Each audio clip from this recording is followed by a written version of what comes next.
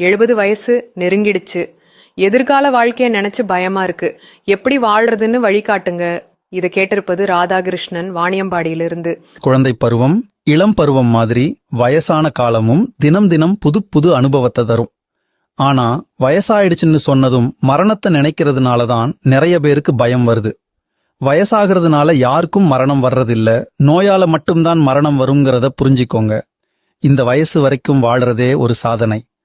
So மீதி இருக்கிற நாட்கள்லையும் சந்தோஷமா வயசான காலத்தை அனுபவிக்க ரெடி ஆகுங்க. வயசான காலத்தை கொண்டாடுறதுக்கு 10 தகுதிகளை வளர்த்துக்கணும். 1. நோயில்லாத உடம்பு. 2. போதுமான அளவுக்கு பணம். 3. பிரியாத உறவு. 4. நல்ல ஞாபக சக்தி. 5. ஒரு நல்ல நண்பர்கள் வட்டம். 6. படுத்ததும் தூக்கம். 7.